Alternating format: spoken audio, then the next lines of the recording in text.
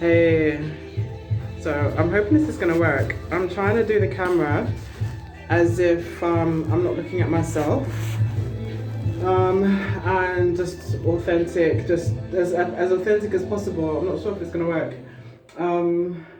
Yes, feels like I can just see myself all over. I'm so used to looking at photos of myself and videos of myself, but with this video, I'm gonna just speak what I've been going through and what I've learned, what I've seen. The reason why is because I can't keep it to myself. My name's Nicola. I live in Hammersmith, London. I'm 36. I've got two beautiful children, Gabriel and Hannah, and I've got an amazing family. Two younger brothers, two older sisters, amazing parents who came here from Uganda and took me to a really, really good education, a really good childhood. Despite the difficulties, despite the lack of stuff that we had, we still were rooted and grounded in knowing who we were, going for what we wanted, being confident in that, and loving other people and being kind to other people. So I did that. I carried on doing that for a long time. I was head girl in my primary school, and I went on to a really good secondary school. I went to, I'm not going to say the name, I'm going to try and keep that private, but some of you might know what the name of that school is. So I went to a really good private school in West London, I was just there, confident, happy, but over time I just really got broken down. And eventually I ended up taking drugs, going raving, and I ended up in a drug addiction, really. I was addicted to cannabis. I started King's College, but at that time I had already started taking cocaine. By the time a trauma happened where my drink was spiked within the first 2 months of me being in the halls of residence, I fell down the stairs, I broke my teeth. It still hasn't been fixed properly, or it keeps chipping and whatever. I'll get to that later. And I kept trying. I knew that I wanted to be a doctor and I wanted to succeed at this degree, so I kept trying and trying. It took me 3 attempts to try and pass my first year, and in the end I couldn't even pass it. I was so broken from the school that I went to, by the way, which I had to repeat the last year, because I got a D in 3 U's. I'll never forget my friend saying, do some work. Do D in 3 U's, do some work. Yeah, we got it. Maybe you get it too. Anyway, so I did the work, except because of that accident where my front teeth were smashed in, I fell down the stairs, teeth smashed in, scar on my lip, meeting new people. I just isolated myself in my room, taking weed, smoking, taking cocaine, and I met a really unsavory guy who would beat me up and accuse me of cheating on him when I didn't. So I fell in love with him. So I went from brokenness to pain, trauma to trauma to trauma. So eventually, 2005, I just said to God, 2004, after that relationship with this guy, I just said, God, I need you. And I remember this one time when I was outside, after he threw me out and I was basically almost practically half naked, I barely had anything on. I think I had tracksuit bottoms and a really tight, like really vest top, and heels on. Who wears heels and tracksuit bottoms anyway? So I looked up at the sky and I said, God, if you're there, and I believe you're there, I need help, and I need help now. And 2 seconds later, I suddenly turned to the left and there was a door open. It was about this wide. I'm just gonna press pause in case it's a bit loud in the background, and then I'll be back. So the music is mainly for me, just to keep me, it's not easy to do this. And there's something about music that can energize you and motivate you. So while I'm listening to my tunes in the background, it helps. So, it wasn't for effect or anything. But I realized it was quite loud and I was shouting over the music. So Where was I? Yes, so I looked to the left and then I looked up at the sky. I was cried out to God, and I could remember kind of seeing a star in the sky, and I could kind of remember feeling a presence in the sky around me.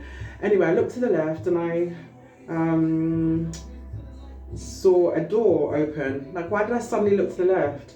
Saw a door open about that wide. I went, kind of crept in because I didn't know if it was somebody's house.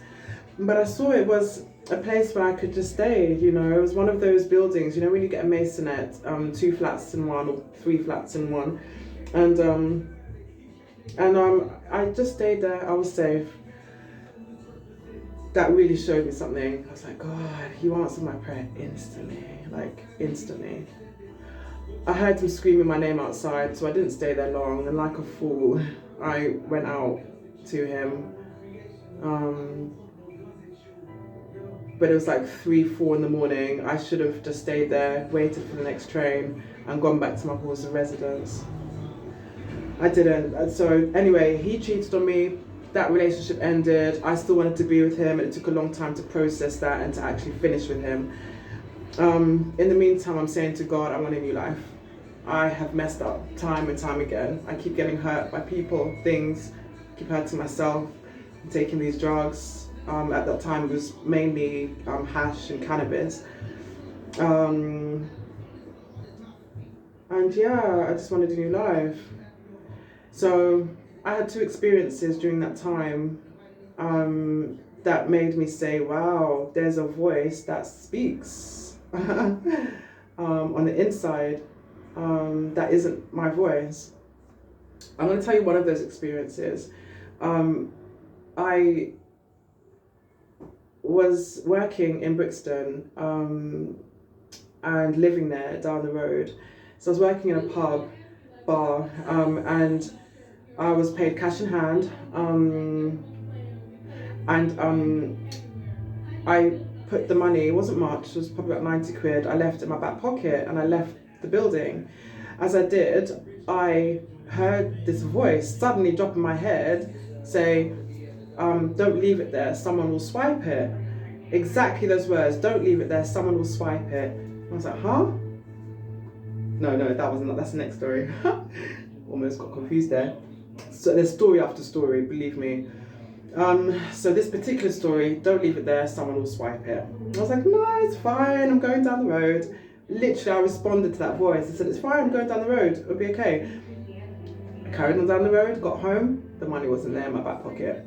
I cried and I cried. I was like, God, I was trying to start again. I was looking for my angels and I was believing in you, and you know, and I wanted to be born again. At that point, I had that thought to be born again. I wanted to be born again, and you know, and now this has happened, and bawling, absolutely bawling. And I just heard that same voice, and I believed that was God. At that time, I knew it was. I knew it was God, but I was still kind of thinking about angels. I wasn't too sure, to be honest. And I just said, I told you, you know, I kind of warned you about it. And it's okay. And I was being told it's okay. So I went to bed that night and I'm still crying in my bed, turned off the light, crying in my bed. And I felt this hand just rubbing my arm really slowly. I'll never forget. It was this particular arm just rubbing my arm really slowly and tenderly. You know that moment between where you're just about to fall asleep and you're awake, that in between that moment. So I'm just rubbing my arm, and then I was like, wow. And then I could see that person actually sitting on my bed, and I was like, wow, like, I just want to see you. I think that's my angel. Like, I want to see you. If I can feel you, I can see you, right? So as soon as I had that thought, the hand stopped on my hand. I opened my eyes, I couldn't see anything, it was still dark in my room, but I still felt that hand there. I think I fell back to sleep within 3 seconds of that. And that reminds me of an experience I had when I was about 6 or 7. And I woke up in the middle of the night and there was this angel, this beautiful being standing in my doorway, like bright gold, yellow, white. I could see that presence. I could see it just standing in my doorway, looking at me. And then I heard in my head, this is when I was 6 or 7, I heard in my head, it's okay, go back to sleep. Go back to sleep, it's okay. I go back to sleep. I open my eyes at some point later, who knows? To me, it was like a few seconds later, maybe it was, and I opened my eyes and that the person wasn't there. But I remember feeling at that point like, wow, and maybe I even told my parents at that point, I don't know. So anyway, yeah, I actually come to think of it, I probably did, knowing me telling you, whoever wants to hear this, I would have told my parents. And I have a feeling somebody didn't believe me. And that's okay, I don't blame them. Or they questioned me, or they made me, or questioned me to the point where I questioned myself. And I forgot about it. And it was only until I was finally born again in 2007, January 21st, that my eyes were opened and I started to see things, feel things, even more than I had previous to that. However, 2 days before I got baptized, I decided to start smoking crack cocaine. I tried it for the first time. At this point, I was going to church, I was part of the youth group. I'll never forget my pastors back then, a beautiful Norwegian married couple. I won't mention the names for privacy, but they know who they are if they're watching this. And they blessed me, and I know they did. And yes, I decided to try this drug, and the same girl that offered it to me, actually I was offering her to come to church with me, but she just happened to mention I can't really go because I'm smoking crack, and then I said, oh, I want to try that, and I did. I didn't think about it for 3 months. I was still on my journey of, being born again. The same day that I got born again, I started speaking in tongues. I'd already heard about another girl who I'd met had told me about speaking in tongues, and I saw in her eyes that she was speaking the truth, and I was like, okay, I want that too. And when I went to her church, I felt this hot fire around me, and it was just like, wow. And I was like, yeah, I want to speak in tongues. So the minute I got the chance, I just jumped on it, and I did. And I had that same hot feeling, that same liquid love, and I can't describe it. There's nothing like it in this world, nothing. Yeah, and actually even when I went to the church for the first time and I walked through the doors, I just felt something wrap itself around me and hug me, and my hands got clammy, and I even got so clammy and hot, I actually looked at my hands. I was actually like, what is that? And I can feel it now, even as I'm talking. That's how deep this God is. And that's why I'm telling the whole world about it, as many people want to know. And if you don't want to know, I'm going to let you know. Then it's up to you whether you believe me or not. So I'm on my journey, I'm going to church. But then 3 months later, after trying the drug, I managed to meet the same people that I was involved with the same night that I tried the drug. And long story short, I was addicted for about 1.5 years, spending all my money on it, all my time, as much time as possible. I was working I won't say, I was working in a place, I won't say where, and maybe it doesn't matter, I don't know. So I was working for Citizens Advice Bureau in the same area that I was smoking the drug. So I would finish work, I'd go to the house, I would miss work and go to the house. And looking back now I know it was a crack house. I didn't know that then. I just thought it was the person's house, and he invited lots of people around, and I was very naive. I had things stolen, I had people mock me, all kinds of things. I was talking about Jesus at this point as well, because I was so on fire for him. Anyway, I carried on my journey with the Lord, but still taking this drug, and crying out for help. And I'm going to make this a little bit more brief actually, because the details of it I don't think are important of what happened. I think what I'm really trying to say is what God has done for me. I've gone from trauma after trauma after trauma, smoking crack cocaine, taking cannabis, sleeping with guys, not knowing who I am, not being comfortable with who I am, especially with one foot in the church, one foot out of the church, loving God. Like, he really made me fall in love with him, actually.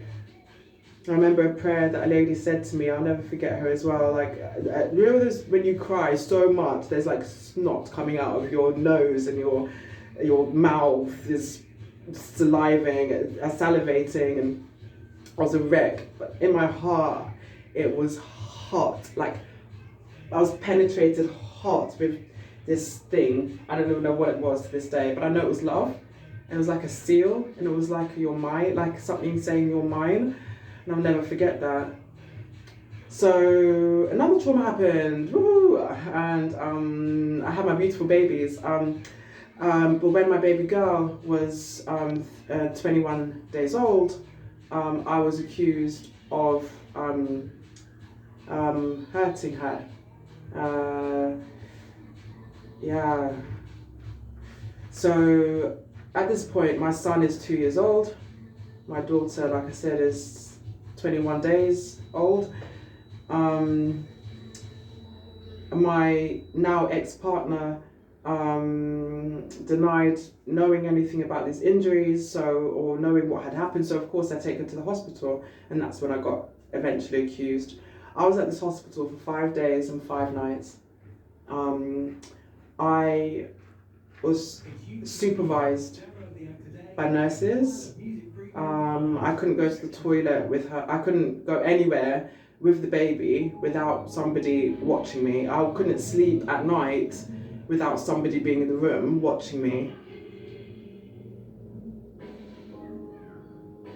And that was horrific for me. Really horrific. There isn't one thing that the hospital could say to tell me, to say on paper that I had hurt my baby. Not one thing. I wasn't getting stressed, I wasn't getting angry, I was changing the baby's nappy, I was attached to the baby. And bearing in mind, if you're a mother who's going to intentionally hurt your baby, or accidentally hurt your baby and not tell the truth about it, about what happened, then you're going to display some sort of emotional outrage in that time, especially bearing in mind I had just given birth. I was breastfeeding. My 2-year-old son was brought into the hospital as well. I'm hearing about all these injuries coming up, and to this day I don't know what happened to my baby girl that night. But I do remember changing the nappy, and I do remember hearing in my head that my ex-partner has an explanation, but I'm not going to hear what it is. I remember hearing that very strongly, but I was a bit like, no, I want to know, and we're going to go to the hospital, we're going to find out what's wrong with her, and then he's going to confess, and he's going to say what happened. If something happened, he's going to, nothing. He didn't say anything. So I was accused. This was in February 2013. It's now August 2020. During that time, I've been in and out of my kids' lives, but they know me as mummy. I've been hooked on crack cocaine. I would spend all my money, all my time, all my energy. I was obviously trying, so I would engage in drug and alcohol services, go to NA groups. I went to rehab for a year with a place called Teen Challenge at Hope House, an amazing place where I met some beautiful girls. I was so broken. So broken at this point, more broken than I even knew. And I had this bravado, like, I'm able and I'm capable and I went to a good school and I'm educated and I'm this and I'm that, and how am I in this situation? God broke me down so much that I had to admit to myself how broken I was and how much I needed somebody to rescue me, except there was no one. How could my family sit by and watch me deteriorate? They couldn't. How could friends even sit by and watch me deteriorate? They couldn't. One friend stuck by me, and she knows who she is, and I'll forever love her and be grateful for her. Other friends, supported me and loved me maybe from a distance, but maybe couldn't engage with me because maybe couldn't understand what was going on. The window's blowing. just shut it. Yeah, and I thought that I could heal myself and take myself out of that situation. I would give my bank card to my mom. I'd give money over to my mom and say, this is what we're going to do. And I'll take a drug test and I'll be clean for maybe 3 days or a week of cannabis, but I'm still taking crack. And it was just a mess. Absolute rotten mess. I was found not guilty in August 2016. At this point, I'm have already committed crimes. I'm stealing bottles of champagne to pay for my addiction. I'm ended up even robbing somebody on the street, and that's how dark your addiction can take you. Class A drugs, they're not ramping. That drug is not ramping. It will take your life, your children, your family, your dignity, your pride, your money, your everything. And it almost ravished me. In fact, it started to. I mean, I've lost lots of weight. I managed to put it on when I was in rehab for a year, but I lost a lot of weight. Even my tooth here, it got brown, and then I cleaned it, it got brown again. So I just want to be really honest to say what kind of a place I was at and how much I couldn't help myself. And I had to admit to myself that I'll keep going back. I'll keep spending money. I'll keep doing it. I'm not going to give you a time frame of how long I've been clean now. I don't think that's what's relevant. But I will tell you that at this point, I stand here in front of you, the whole world, whoever wants to see, saying there is a God, and it is a God who saves. And not just a God who sent his son to die for us. I don't understand the mystery of it. I'm not even trying to understand the mystery of it. There's some things we're not supposed to get the answers to. There's some things that will take an eternity to get the answer to. I remember when I was looking for God, and I would have gone to Islam, Buddhism, whatever. I just needed God. And I knew that much, that there was a God. And I'm just feeling my dry hands, so I'm going to just put some oil on. And it helps me relax to do normal things, because I'm saying a lot of stuff actually that is really deep and personal. So I'm just going to try and be as authentic and real as possible. And apparently putting cream on my hands and olive oil on my hands is a part of that. So whatever, maybe I didn't need to explain that. But anyway, yes, I can never deny Jesus, never. When I was looking for God, I woke up one morning. This was before I got baptized, before I got into a church, before I believed in the Bible. I said, I looked out of the window when I woke up, and there was sunlight coming through the window, and it just looked amazing. And I was like, God, like I've never seen that in my bedroom before. And I was like, God, wow, you made trees so I could breathe. You made the stars, the moon. You made everything. And looking back now, I can see that actually in my head I was worshipping him. I was acknowledging him. I was acknowledging his creation in my thoughts. And he heard me and he responded. And he said, no one can get to me except through my son.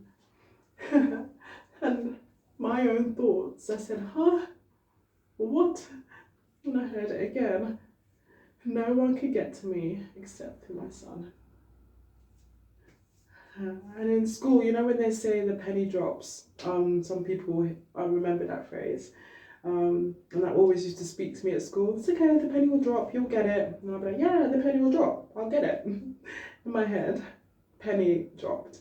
The most beautiful, shiny, bronze, copper type penny swiveled around in my head. It was like time time slowed down, but sped up. And I remembered stuff my dad would say about not judging people, being kind. I remembered stuff from Sunday school. In that short moment, I was like, Jesus. Never thought about him. Thought about everything else, but not him. Kind of thought Judaism, kind of crossed my mind. Didn't really think about Christianity, even though I come from a Christian background, really. Not believing in the Bible, not necessarily practicing it, but believers still. Now I know there's a next type of believing. because for 15 years, I believed, and I believed, and I believed, and I believed, and I believed, and I believed, and I believed. But when you go through such adversity, and I hope none of you have to go through the type of adversity I've had to go through, to really be convinced that there is a God who is the Father of Jesus, who is Messiah, Yeshua. Apparently it's his name, not Jesus, Yeshua HaMashiach. I hope I pronounced that right. I've just learned recently that's his name. He is a man who walked this earth, but he was God. And he's still here. He turned up in my room night after night. He turned up in my mind night after night. He dared to reach out to me, and I dared to reach back to him. He dared to tell me to worship him even when I'm smoking crack cocaine, and I did. And when I did, I felt that hot fire even more. And then I'd get scared again, and I'd cower, and I'd feel kind of tingly and weird. And then I would hear him again saying, just come to me, just come to me, just worship me. You know, paint a painting, write something down, do something. Don't just sit there and smoke crack and be scared and listen to the thoughts and the paranoid dimension out there, and cower in fear, but rise up in faith. And I tried to more and more and more. So 7 years I was doing that, and it was a process. He protected me from people. And I'm telling you, there's agents of Satan out there. It's real stuff. And I'll tell you more about that maybe in another video, and more about the journey and details of it in another video. Kind of feel that coming on. Yes, I discovered a lot about myself then, and I discovered a lot about the kingdom of heaven and the kingdom of darkness. The only real battle is the battle in ourselves. It's not about other people. That's not the problem, about blaming other people. The problem is to look at ourselves and say, what am I lacking? What do I need? And a lot of it's to do with pride. It's to do with pride. It's to do with, I don't need God. I can do this. But when we're in our place where we are desperate, I was desperate.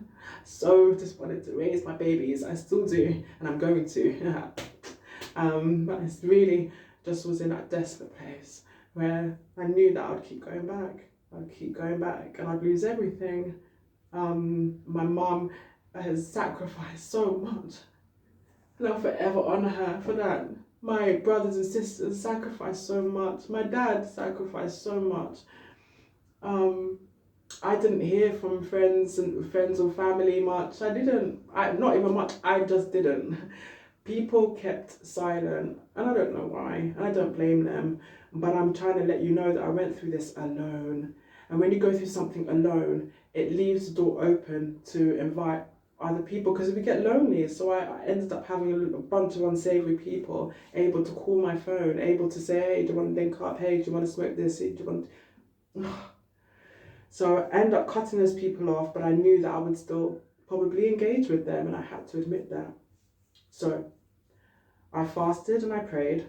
I made the decision to fast and pray. At the same time I made the decision, I had the stuff, and it wasn't even proper stuff. And I'm not glorifying this, but at least if you're going to take something, let it be proper. You know, if you're going to take crack cocaine, it better have some cocaine in it. Honestly, some of the stuff that I took a drug test once, it didn't even have cocaine. And I was still chasing after these things and this thing to escape.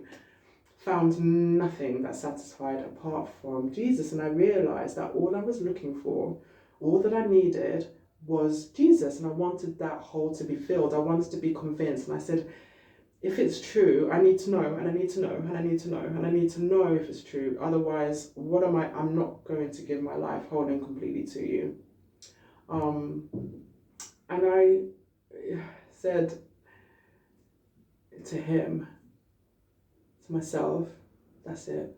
I'm going to give you a chance. I've given this a chance, and it hasn't got me anywhere. Still keep running back to you.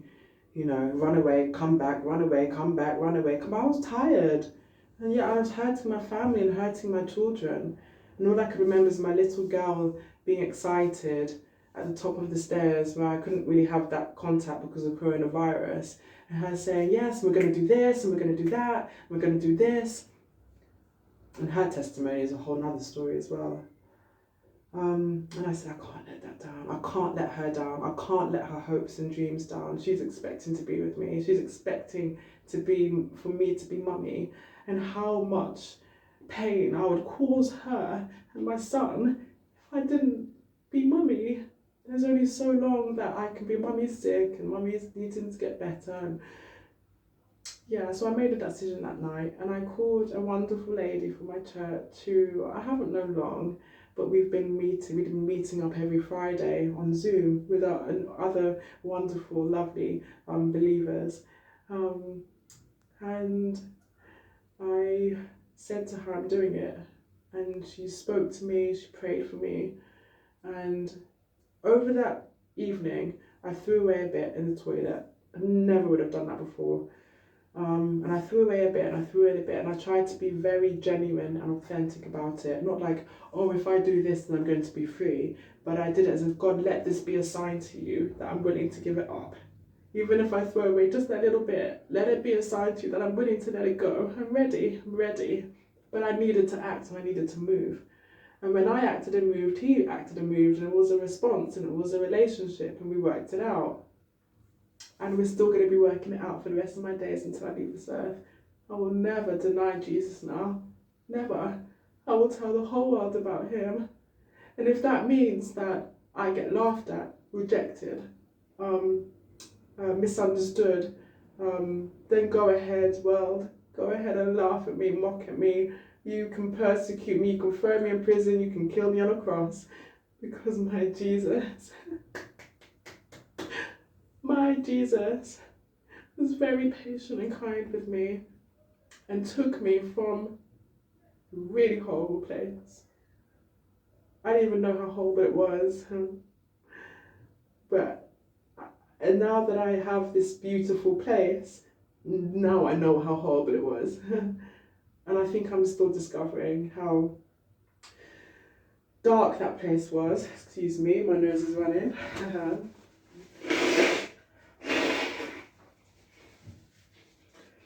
And how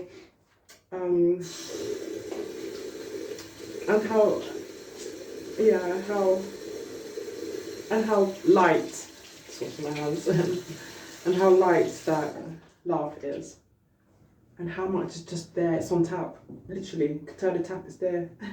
Boom, turn the tap, it's there. And I'm so blessed, and feel so blessed to say that I have direct access to that. I gave him my life, I gave him my heart. 15 years later, we've been working it out, gone through trauma, gone through pain, but I'll never deny him again, to the point of actually defiling my body and smoking stuff that I shouldn't be. Don't get me wrong, I'm still working it out with him. I still have a cigarette occasionally. Like, I'm not going to front. I'm not going to stand here and say, I'm now perfect completely. No, I still have things I need to work out. Cigarette behavioural issues, but I'm not addicted to anything. There's nothing that I feel like I need to have that and I need to have that. All day today, I mean, it's probably about 3:30 and actually I need to go soon because I have an appointment at 4, but I don't feel to have a cigarette. And actually in these 40 days of fasting, so I started 14 days ago, so I just managed to let you guys know how long I've been clean. That's fine. So anyway, I've been fasting 14 days ago, because maybe there's a process to this. So 14 days ago, fasting and praying, no desire for cigarette, no desire for crack cocaine. The temptation came for cannabis, but it's just like, no, and I'd laugh. But there's something about, Jesus said in his word, there's only a certain type of demonic force that will go, that can only go out by fasting and praying. And so I thought I was going to do 3 days, and I thought I was going to do 7 days, and then all of a sudden I heard the Spirit say, you're going to do it for 40 days, and things are going to be broken. So I'm doing it, I'm working it out. I try not to have a cigarette during the day. I try to have it after 6 o'clock if I do. I've tried to limit my alcohol that I take, just in case, because I don't want to swap one addiction for another. So I try and limit that to having a glass of wine, or maybe a vodka and a spirit, vodka and lemonade with a meal. but never to get drunk, and never, oh, I'm going to drink this for me to feel better, or so I feel comfortable, or I really check my thinking now in this time. So I truly believe the next video I do, which I'm hoping to do at the end of the fast, is I'm going to have a different story, completely different story. But right now, yeah, I'm meeting other saints, I'm talking to other people about Jesus, about what he's done, because that's how real my freedom is. For me to be here now, standing, telling my testimony about what's happened and telling my story, which is very, very true. No word I've said here is a lie. To be standing here now and saying this, I were actually 2 weeks ago, 16 days. I don't even know how many days, to be honest. I'm not counting. I'm just like, yes, God, thank you for another day. Yes, God, thank you for another day. But roughly 2 weeks. To be from that place to here, that's miraculous. And yeah, that's why I'm telling the story, and why I've got more stories to tell, and why I'll be back on Show and Tell. I'm going like American, but I'm not. Yeah, I'm trying to be very real here. And that's what the world needs, I think. That's what I need, to be real to myself and real to other people. And we overcome, that's what the Bible says, we overcome by the blood of the Lamb and the word of our testimony. So I'm putting it out there. I'm not even going to watch back on this video. Maybe another month, 2 months I will. But I'm just going to put it out there, and I'm probably not going to look at what the response is, to be honest. I'm just going to let the story be told, that I have gone through hell and back and found heaven is on earth if we give it a chance.